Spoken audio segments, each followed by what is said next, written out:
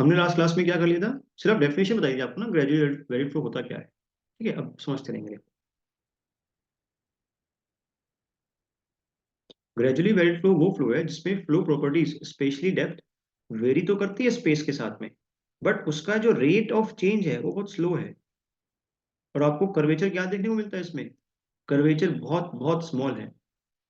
Curvature बहुत small है, देखो सुनो। मान लो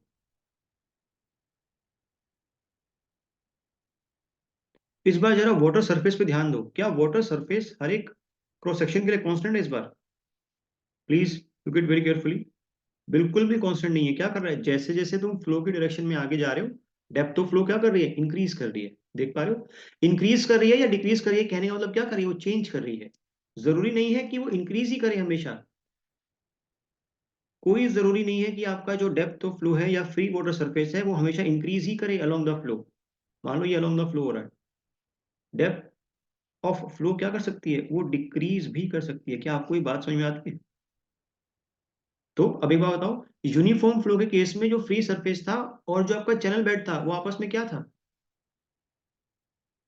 पैरेलल। बट यहाँ पे देखो, ग्रेजुअली वेरिड फ्लो में जो आपका फ्री सरफेस है क्या कोई पैरेलल है, क्या वो पैरेलल तो नहीं है। जब दो लाइंस पैरेलल नहीं है तो इन दोनों लाइंस की स्लोप क्या होगी, स्लोप डिफरेंट होंगी, इस बात का ध्यान रखना ना। प्लीज प्लीज प्लीज देखो ध्यान से सुनो।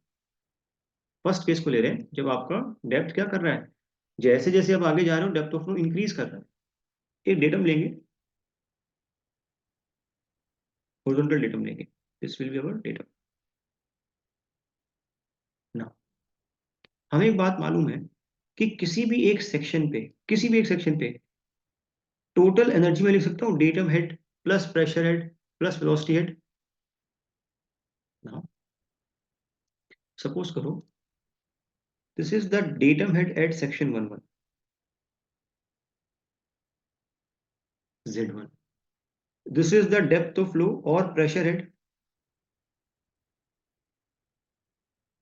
Y1, and this is the velocity of flow. This is the velocity of flow, and because of this velocity we'll have velocity head. ये तीनों हेड आपने निकाले सेक्शन 11 पे। जरा ध्यान दो, सेक्शन 22 की बात करें अगर, this is our section 22, please. Section 11 और 22 के बीच में जो डिस्टेंस है ना, ये आप बहुत स्मॉल ले रहे हो। For example distance is dx। Now datum head, इसको सेक्शन 22 बोलेंगे, दिस इज सेक्शन 22। तो जो डेटम हेड है सेक्शन 22 पे उसको मार्क कर देते हैं। This is the datum head at section 22 Z2। This is the pressure head और डेप्थ ऑफ फ्लो एक ही बात है, Y2, and this will be the velocity head. मुझे एक बात बताया कि सेक्शन 22 पे जो समेशन ऑफ तीनों हेड होंगे वो सेक्शन 11 के तीनों हेड से क्या होगा हमेशा। सेक्शन 22 पे अगर मैं इन तीनों को सम कर दूं और सेक्शन 11 पे अगर तीनों को सम कर दूं तो सेक्शन 22 पे जो टोटल एनर्जी हेड है वो हमेशा कम होएगा। बात मानते हो? तभी तो फ्लो होगा ना बेटा। तो V2 स्क्वायर बाई 2G। अभी कुछ कोई लिखेगा नहीं, सिर्फ इधर ध्यान दो। टोटल एनर्जी के बीच के डिफरेंस को आपने क्या बोला था, टोटल एनर्जी हेड के बीच के डिफरेंस को क्या बोला था आपने, हेड लॉस। हेड लॉस, ये हेड लॉस आपको कितनी लेंथ में देखने को मिला, ये हेड लॉस आपको कितनी लेंथ में देखने को मिला बेटा, dx लेंथ देखने को मिला। तो क्या मैं यहां से स्लोप निकाल सकता हूँ एनर्जी लाइन की? अगर ये मेरी एनर्जी लाइन है तो देखो, पहले मैं एनर्जी लाइन बना के दिखाऊंगा, ये वाला पॉइंट उठाऊंगा, ये वाला पॉइंट और ये वाला पॉइंट। तो ऐसे सारे पॉइंट्स को कनेक्ट करती हुई लाइन क्या कहलाती है, total energy line. This is total energy line. और टोटल एनर्जी लाइन की अगर मुझे स्लोप लिखनी है, SF, क्या लिख सकता हूं मैं, HL/dx। क्या आपको ये बात क्लियर है सभी के लिए ना? अब मुझे एक बात बताओ, देखो ध्यान से, बात सुनो सुनो, सब लोग सुनोगे, देखो dx लेंथ, इसको देखो जरा ध्यान से। ये भी तो कितने लेंथ है, ये लेंथ कितनी है, ये लेंथ, दिस इज dx। क्या मैं बोल सकता हूँ this is change in datum, ये वर्टिकल डिस्टेंस ये वाला है ना? तो देखो जरा ध्यान से, तो change in datum with respect to X, क्या लिख सकता हूं मैं ये, इसको क्या मैं बेड स्लोप बोल सकता हूँ, बेड स्लोप, एस नॉट, है ना। तो मुझे एक बात बताओ, इस बार जब हमने यूनिफॉर्म फ्लो पढ़ा था ना, यूनिफॉर्म फ्लो, यूनिफॉर्म फ्लो के केस में जो बेड स्लोप थी वही क्या थी, एनर्जी लाइन स्लोप, और वही क्या थी, फ्री वाटर सरफेस। लेकिन अगर फ्लो ग्रेजुअली वेरिड है, नो यूनिफॉर्म फ्लो है, तो तीनों की तीनों लाइनों का स्लोप क्या होगा आपस में, डिफरेंट होगा। क्या आपको ये बात समझ में आई? कहने का मतलब क्या हुआ, S naught will not be equals to free water surface slope, will not be equals to क्या, एनर्जी लाइन स्लोप। इसको आपको पता चला या नहीं, ये बताओ पहले। हम्म, क्या ये सबको बात क्लियर है? सीधी सी बात है ना, अगर तीनों लाइन पैरेलल हो जाती तो उनकी स्लोप भी क्या हो जाती, आपस में बराबर हो जाती। As simple as that. हम्म,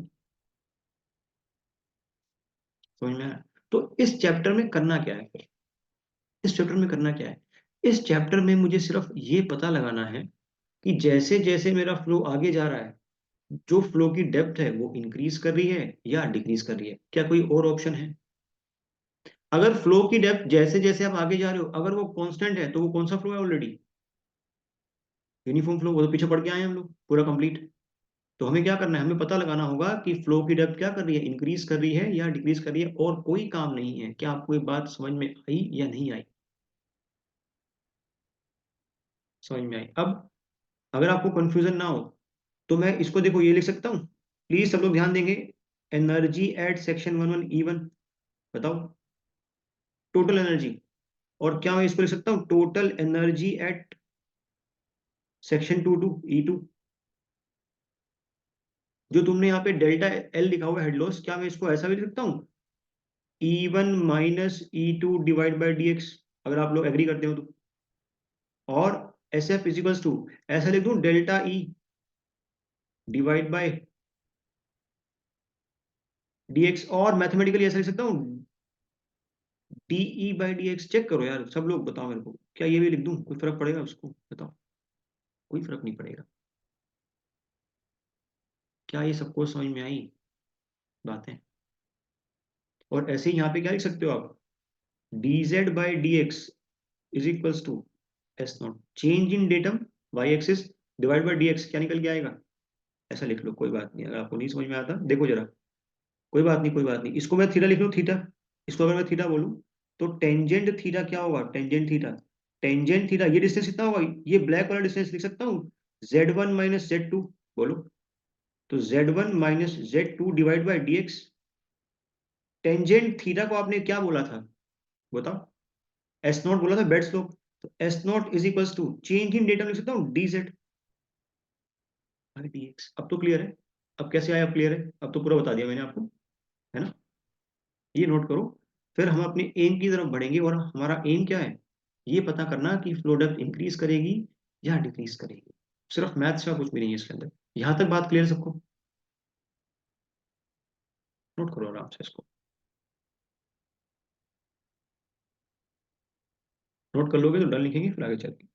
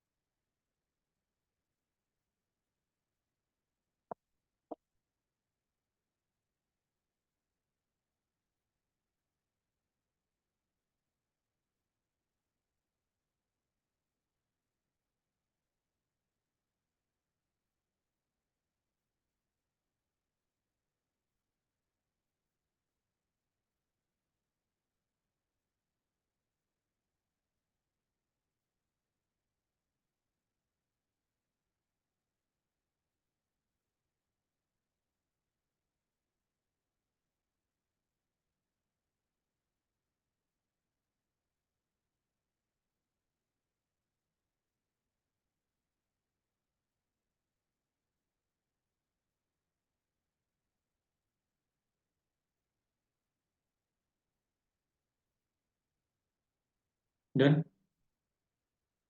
अब मैं लिख लिया।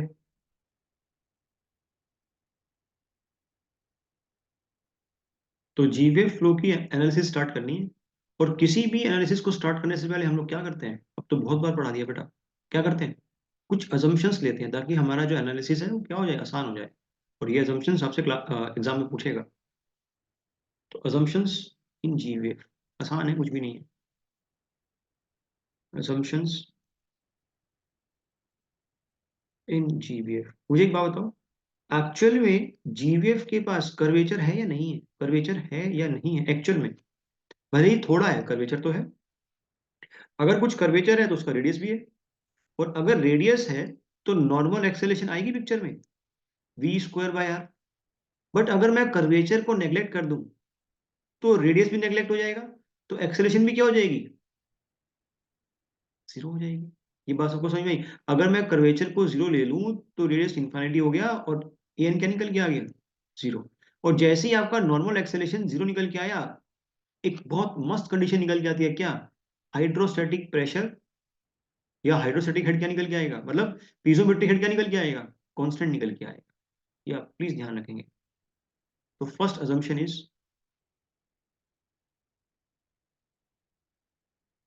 Since curvature curvature in GBF is very small,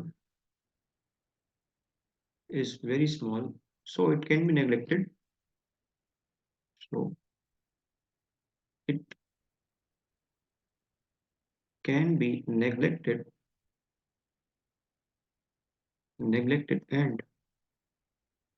and piezometric head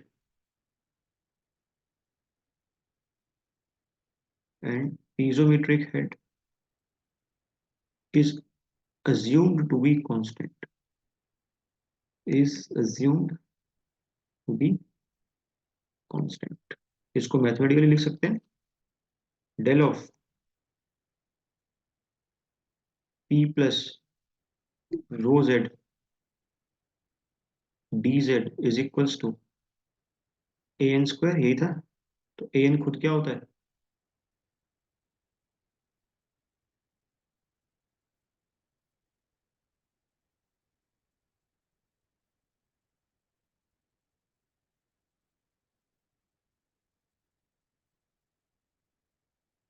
we square by R. तो कर्वेचर अगर जीरो है तो आर इंफिनिटी है, एन क्या हो जाएगा, जीरो। पी प्लस, इसको मैंने प्रूफ निकाल रखी है, यूलर्स इक्वेशन अपन नहीं है। तो अगर इसको इंटीग्रेट करोगे तो P plus comma Z is equals to क्या निकल के आएगा, कांस्टेंट निकल के आएगा। चेक करो कुछ गड़बड़ तो नहीं कर दी इसमें अपन ने। हम्म, सही है ना ये, बताओ। तो पीजोमेट्रिक हेड क्या होगा, आप क्या मान लोगे, पीजोमेट्रिक हेड कांस्टेंट मान लोगे। नेक्स्ट अजम्पशन, ये तो आसान था। Channel bed, next assumption is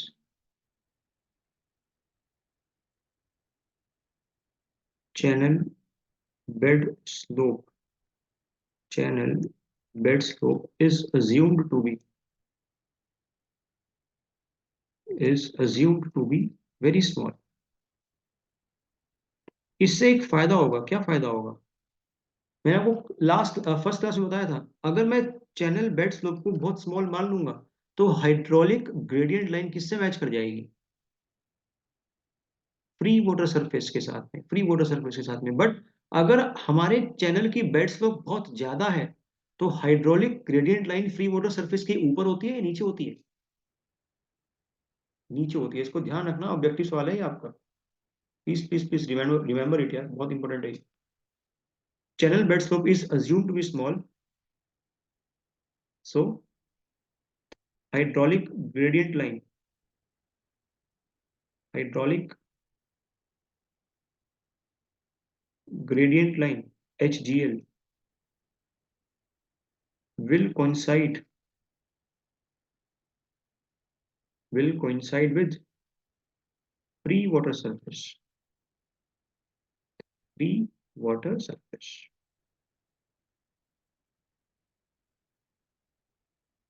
free water surface. Next,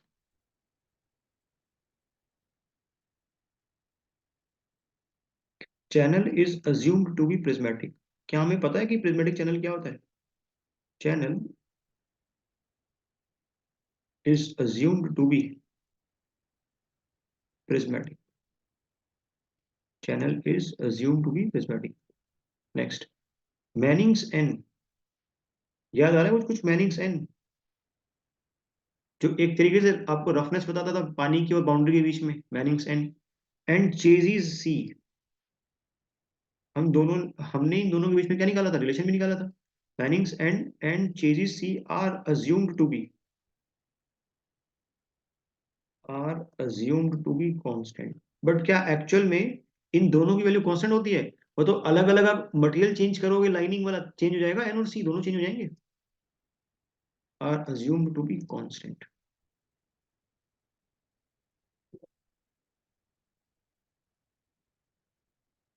next, velocity of flow. अब ये अजम्पशन बहुत इंपॉर्टेंट है। सुनो सुनो सब लोग इधर देखो, ये जो अजम्पशन अभी लिख रहा हूँ ये बहुत इंपॉर्टेंट है।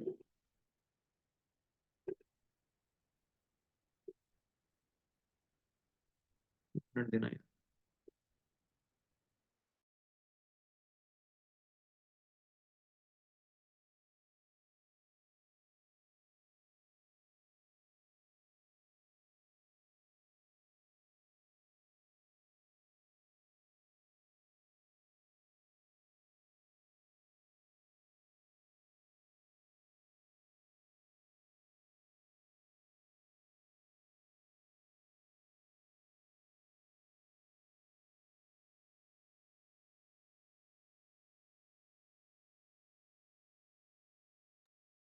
Sorry guys. ना, अजम्पशन क्या बोल रही है? Velocity of flow is given by, velocity of flow, velocity of flow is given by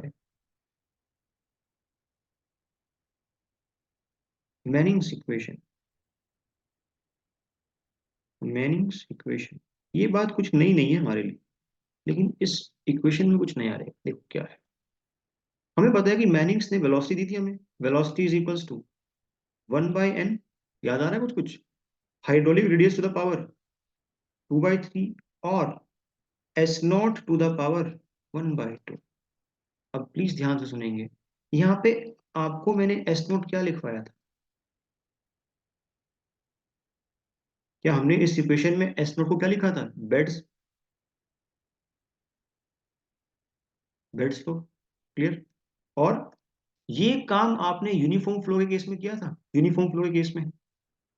तो अगर मैनिंग्स इक्वेशन में आप एस नोट पुट करोगे तो यूनिफॉर्म फ्लो आएगा, और अगर यूनिफॉर्म फ्लो आएगा तो उस केस में जो डेप्थ होती है उसको क्या मैं क्या बोलता हूँ? अगर मेरा फ्लो यूनिफॉर्म है उस केस में तो मुझे जो डेप्थ ऑफ फ्लो मिलती है उसे क्या बोलता हूँ? मैं उसे नॉर्मल डेप्थ ऑफ फ्लो बोलता हूँ। और वो normal depth of flow through out the length क्या होती है? फ्लो की कांस्टेंट होती है। तो प्लीज ध्यान रखेंगे, जब भी आप इस मैनिंग्स इक्वेशन में एस नॉट पुट कर रहे हो तो आपको कौन सी डेप्थ मिलेगी? We will get, we will get normal depth of flow, normal depth of flow. अगर ये बातें अभी नहीं समझ में आएंगी तो प्लीज पेशेंस रखना, समझ में आ जाएंगी। बहुत सारी बातें एक साथ चल रही हैं, क्योंकि इसको हमने क्या बोला, इसको बोल दिया वाई एन। अब मुझे एक बात बताओ, ग्रेजुअली वेरिड फ्लो में क्या एस नॉट एस एफ के बराबर है? नहीं है, नहीं है। तो अब मैनिंग्स इक्वेशन अब क्या लिखोगे? 1/n R to the power 2/3 into S F. ये एस एफ किसकी स्लोप है भाई? ये एस एफ किसकी स्लोप है? एनर्जी लाइन स्लोप है। S F is energy line slope, energy line slope. अब प्लीज ध्यान से सुनोगे बात, देखो, जब तुमने इस मैनिंग्स इक्वेशन में एस नोट को पुट किया तो तुम्हें कौन सी डेप्थ मिलेगी? Y N. सर हमें डेप्थ कैसे मिलेगी? जरा मुझे बताओ, इस हाइड्रोलिक रेडियस को अपन क्या लिखते हैं? Area bye perimeter. बात मानते हो? एरिया बाय पेरीमीटर, तो एरिया के अंदर भी तो एक डेप्थ निकल के आती है, डेप्थ ऑफ फ्लो, और पेरीमीटर के अंदर भी निकल के आती है। तो जो वो डेप्थ आप उसके अंदर लिखते हो ना, वही उसी की बात कर रहे हैं। तो अगर आपने यहाँ पे एस नॉट लिख दिया, तो आप इसके अंदर कौन सी डेप्थ पुट कर रहे हो, दैट मीन्स यूनिफॉर्म फ्लो की depth, normal depth, normal depth. But अगर आप इसी मैनिंग्स इक्वेशन में एस नॉट की जगह एस एफ पुट कर रहे हो, तो आपको कौन सी डेप्थ मिल रही है? आपको एक्चुअल डेप्थ मिल रही है जो फ्लो की है। आई बात समझ में? क्योंकि हमारा फ्लो कैसा है? क्या हमारा फ्लो यूनिफॉर्म फ्लो है क्या? क्या हमारा फ्लो यूनिफॉर्म फ्लो है? यूनिफॉर्म फ्लो नहीं है, ग्रेजुअली वेरिड फ्लो है। फ्लो डेप्थ इंक्रीज भी कर सकती है और डिक्रीज भी कर सकती है। तो आपको क्या मिलेगी? आपको एक्चुअल डेप्थ मिलेगी। क्या आपको बात समझ में आई? Y F, depth of flow, depth of flow. और मुझे एक बात बताओ, ये वाई एफ वाई एन से बड़ा भी हो सकता है, और वाई एफ वाई एन से छोटा भी हो सकता है, ये बात मानते हो? जो वाई एफ है, एक्चुअल डेप्थ ऑफ फ्लो है, वही फ्लो अगर यूनिफॉर्म हो जाता तो आपको वाई एन मिल जाता। अरे बात समझो बेटा, सुनो। मान लो एक डिस्चार्ज पास कर रहा है, ठीक है? एक इस पर्टिकुलर डिस्चार्ज पे फ्लो जीवीएफ भी हो सकता है, और इस पर्टिकुलर डिस्चार्ज पे फ्लो यूनिफॉर्म फ्लो भी हो सकता है। ये तो बात मानते हो ना? अगर मान लो मैं यूनिफॉर्म फ्लो के अंदर कोई भी डिस्टर्बेंस ना क्रिएट करूं, तो क्या कभी ग्रेजुअली वेट मिलेगा? वियर का केस आपको बताया था। अगर मान लो फ्लो यूनिफॉर्म है और मैंने कोई वियर नहीं लगाया, तो यूनिफॉर्म ही रहेगा। बट अगर आपने एक वियर लगा दिया, तो अब इसी डिस्चार्ज के लिए आपका फ्लो क्या बन जाएगा? ग्रेजुअली वेट बन जाएगा, है ना? तो मुझे एक यूनिफॉर्म फ्लो अगर ये होता, तो वहां से एक मिलती डेप्थ वाई एन। अभी ये क्योंकि ग्रेजुअली वेरिड फ्लो है, तो वहां पे मुझे एक डेप्थ मिल रही है वाई एफ। तो मैंने बस आपको ये बोला कि जो वाई एफ है, ये वाई एन से बड़ी भी हो सकती है, और जो ये वाई एफ है, एक्चुअल डेप्थ ऑफ फ्लो, ये वाई एन से छोटी भी हो सकती है। क्या आपको ये बात क्लियर है? सभी को ये अजम्पशन क्लियर है या नहीं है? बताओ यार, क्लियर है सभी? क्या एक्चुअल में करने वाले हैं कि वाई एन क्या चीज है और वाई एफ क्या चीज है, क्लियर है ना? कंफ्यूजन तो नहीं है? बेटा एक बात बताओ, मैं आपको दोबारा क्लियर करता हूँ। मान लो कोई डिस्चार्ज फ्लो कर रहा है कैनल के अंदर, मान लो 100 यूनिट्स का डिस्चार्ज फ्लो कर रहा है, ध्यान से सुनना। अगर मेरा फ्लो यूनिफॉर्म हुआ इस 100 यूनिट्स डिस्चार्ज के लिए, तो क्या मुझे डेप्थ ऑफ फ्लो वाई मिल जाएगी? और ये डेप्थ ऑफ फ्लो हर एक सेक्शन पे क्या होगी? सेम होगी, कांस्टेंट होगी। बट अगर आपने कुछ डिस्टरबेंस क्रिएट कर रखी है, तो इसी डिस्चार्ज को कैरी करने के लिए अब मेरा फ्लो कैसा बन गया? जीवीएफ बन गया, ग्रेजुअली वेरिड फ्लो। अगर ग्रेजुअली वेरिड फ्लो बन गया, तो हर एक सेक्शन पे डेप्थ क्या होगी? डिफरेंट होगी। मैंने कोई भी एक सेक्शन लिया, उस एक सेक्शन पे मुझे जो डेप्थ ऑफ फ्लो मिली, वो मुझे वाई एफ मिली। क्लियर? जो मैंने सेक्शन लिया ना, अगर उसी सेक्शन पे यूनिफॉर्म फ्लो करता, तो मुझे कितनी डेप्थ मिलती? वाई एन मिलती। बस ये बात बोलना चाह रहा हूं, दोनों एक साथ कभी नहीं होंगे ना। या तो फ्लो यूनिफॉर्म होगा, या तो नॉन यूनिफॉर्म होगा। आई बात समझ में? क्लियर है सबको बात? नोट किया आपने इसको? Is it noted? कोई assumption तो नहीं छूटी है?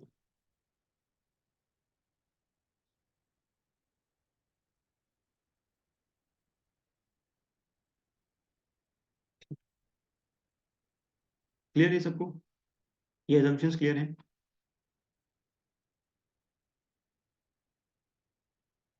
आगे चल सकते हैं फिर?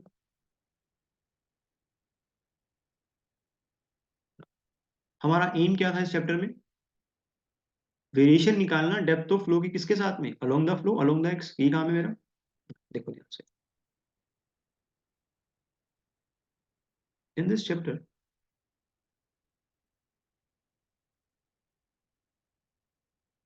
in this chapter our aim is to find out,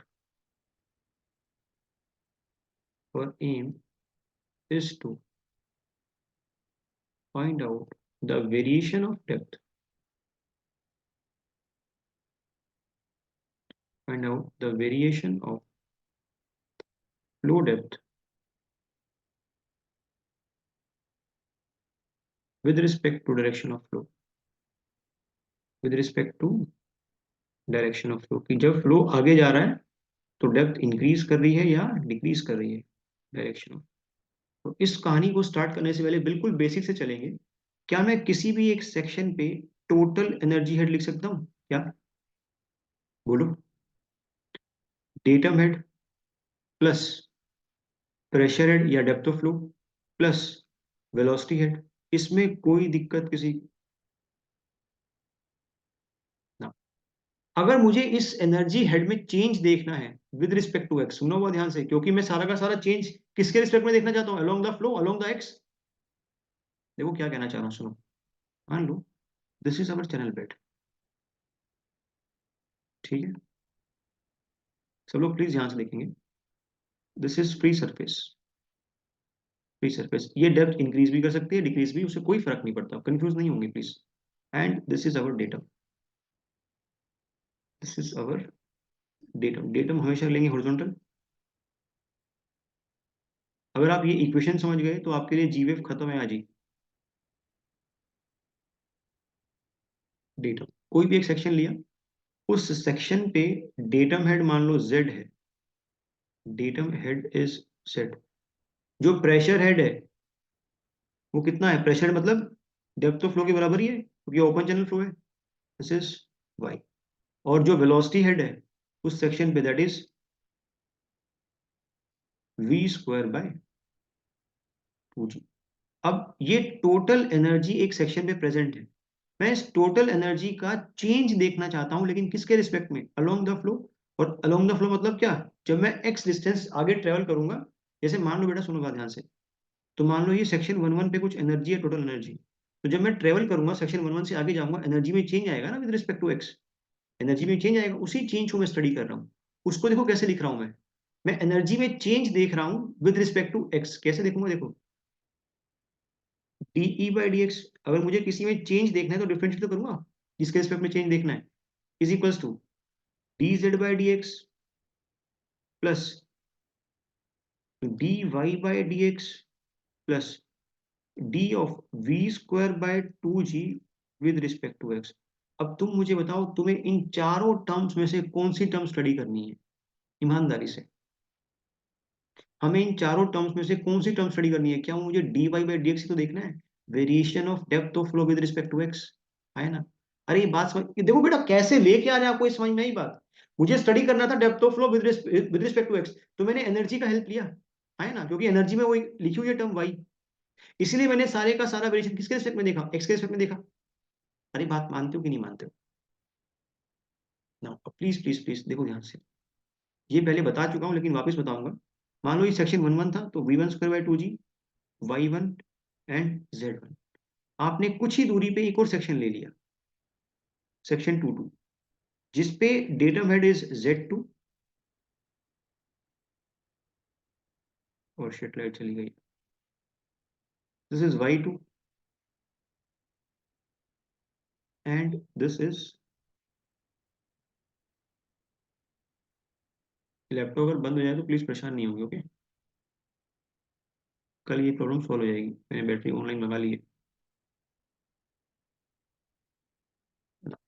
देखो ध्यान से, टोटल एनर्जी के चेंज को, पहले तो टोटल एनर्जी लाइन बनाएंगे, ये आई हमारे पास निकल के total energy line, this is our total energy line. Total energy के चेंज को आपने क्या बोला है, हेड लॉस। और ये हेड लॉस कितनी लेंथ में हुआ, मान लो दो सेक्शन के बीच में जो डिस्टेंस है, ये जो दो सेक्शन है, सेक्शन 1 1 और सेक्शन 2 2, इन दोनों के बीच में जो डिस्टेंस है मान लो दैट इज डी एक्स, तो H L by D X क्या हो जाएगा बेटा, लिख सकता हूँ एस एफ। एस एफ, अब प्लीज ध्यान से देखो, इस ब्लू वाली लाइन को देखो, ये जो ब्लू वाली लाइन है इसको बस ध्यान से देखो, ये एक डिक्रीजिंग लाइन है। जो तुमने ये एस एफ लिखा हुआ है, ये एक्चुअल में एस एफ होना चाहिए या माइनस एस एफ होना चाहिए, ये मुझे बता दो बस बेटा, सुनो बात ध्यान से। तुम टोटल एनर्जी लाइन की स्लोप देख रहे हो, ये total energy line decreasing line है ना, तो डिक्रीजिंग लाइन की जो मैं स्लोप निकालता हूं हॉरिजॉन्टल से, वो माइनस होती है प्लस होती है, माइनस होती है ना। जैसे मान लो अगर टोटल एनर्जी लाइन कुछ ऐसी होती, तो फिर इसका मैं स्लोप क्या लिखता, पॉजिटिव एसएफ। अभी देखो लाइन डिक्रीजिंग है ना, तो क्या लिखूंगा मैं, नेगेटिव एसएफ। ये बात सबको समझ में आती है कि नहीं आती है, इतना बताओ। तो जो एच एल, ये H L by D x है, या फिर ये डीई बाई डी एक्स है, क्या मैं इसको माइनस एस एफ लिख सकता हूँ, माइनस एस एफ। बस माइनस साइन अपने खुद से लगाया ना हमने, क्योंकि स्लोप क्या कर रही है, डिक्रीज, लाइन कैसी है, लाइन डिक्रीजिंग है, डिक्रीजिंग लाइन है, इसलिए मैंने माइनस साइन लगाया यहाँ पे।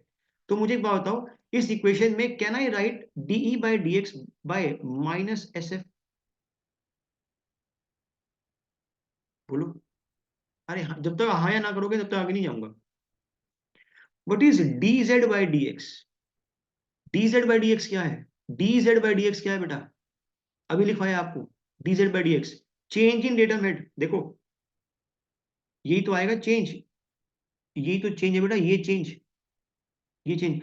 अब देखो जो बेड स्लोप है वो भी कैसी लाइन है? बेड स्लोप, जो ये चैनल बेड है ये भी डिक्रीजिंग लाइन है। तो एस नॉट को मैं कैसे लिखूंगा?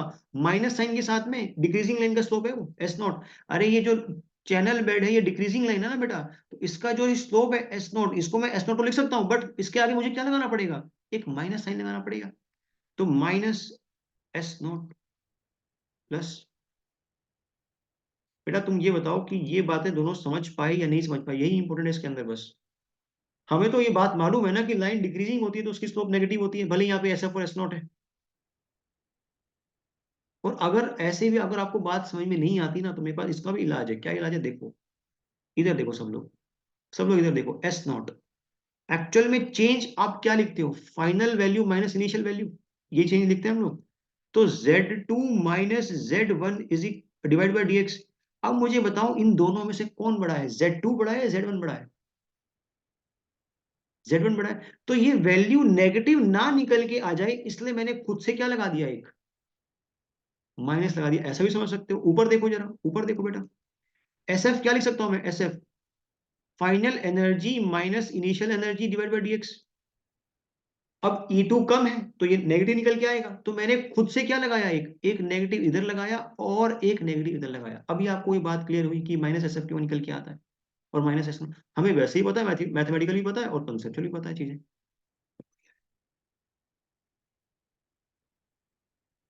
तो minus S F minus S naught plus D Y by D X. अब प्लीज सब लोग यहां देखेंगे, क्या मैं वेलोसिटी को डिस्चार्ज बाय एरिया लिख दूं? डिस्चार्ज बाय एरिया, तो D of Q square by A square into 2g divide by D X. Flow कैसा है? डिस्चार्ज कांस्टेंट है बेटा, हर सेक्शन में डिस्चार्ज कांस्टेंट, प्लीज ध्यान रखना, हर सेक्शन में डिस्चार्ज कांस्टेंट है। उसको बाहर निकालूंगा अभी, देखो। तो minus S F is equals to minus S naught. और ये डिस्चार्ज कांस्टेंट क्यों है? ये डिस्चार्ज कांस्टेंट क्यों है? गलत। अलग अलग तुम एक्स के साथ देखो, हर चीज कनेक्ट किया करो बेटा। एक्स के साथ पढ़ रहे हो तो स्टडी तो बोल नहीं सकता मैं वेरिएशन तो स्पेस के साथ में देख रहा हूं। डिस्चार्ज कांस्टेंट क्यों है? डिस्चार्ज कॉन्स्ट, अरे कॉन्टिन्यूटी की हेल्प से डिस्चार्ज कांस्टेंट है, सारी बात बता रखी है आपको। डिस्चार्ज भी वेरी करना चाहिए था क्योंकि नॉन यूनिफॉर्म फ्लो है, वो भी फ्लो की प्रॉपर्टी है, बट वो कांस्टेंट क्यों है? क्योंकि कॉन्टिन्यूटी इक्वेशन वहां वैलिड है। ये बातें सब बता रखी है बेटा आपको, प्लीज प्लीज प्लीज। आई बात समझ में सबको? देखो ना बेटा, डेप्थ भी वेरी कर रही है, वेलोसिटी भी वेरी करेगी एक्स के साथ में, बट डिस्चार्ज कांस्टेंट क्यों है? Because of continuity equation. अब तुम लोग रिवाइज नहीं करते हो तो वही गलत बात है। तुमको ये बात समझ में आई कि बेटा डिस्चार्ज कांस्टेंट क्यों है, इसको मैं बाहर क्यों निकाल सकता हूँ? तो minus S F is equals to minus S naught plus D Y by D X. Discharge constant Q square by 2g भी बाहर निकाल दिया।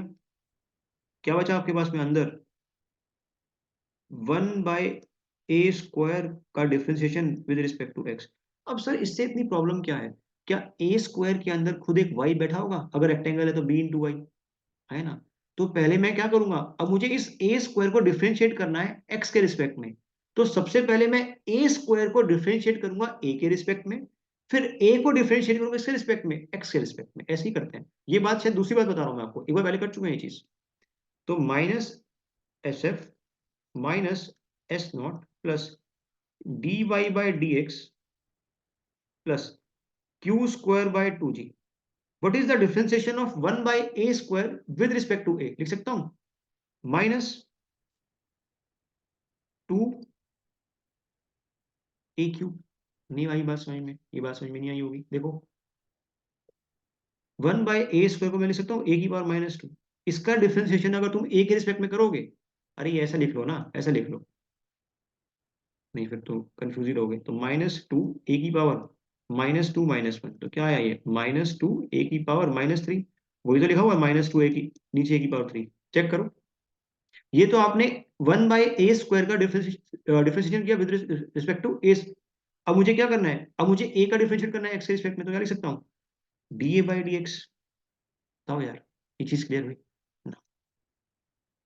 तो minus S F minus S naught, minus S F minus S naught plus D Y by D X, minus को मैं बाहर ले आया तो क्या बचा ये, minus 2q² divide by 2g into A Q. अब प्लीज ध्यान से देखो, ये लिख सकता हूं डी ए को D A by D Y into D Y by D X. एक डीवाई से मल्टीप्लाई कर दिया और एक डीवाई से डिवाइड कर दिया, कोई दिक्कत। लेकिन मुझे एक रिजल्ट पता है यहाँ पे, what is D A by D Y, what is D A by D Y बेटा, बहुत बढ़िया, top width, it is top width, D A by D Y is nothing but top width. तो minus S F, इसको इधर ले गया है तो क्या बचा ये, plus S naught is equals to, can I take out common D Y by D X, D Y by D x common आया, यहाँ क्या बचा, 1 - 2 से 2 कैंसिल आउट हुआ, तो क्या आया ये, q² t अपॉन में a³ इंटू जी। अब बात खत्म नहीं हुई है, तो यहां से D Y by D X क्या निकल के आया आपके पास में, एस नॉट माइनस एस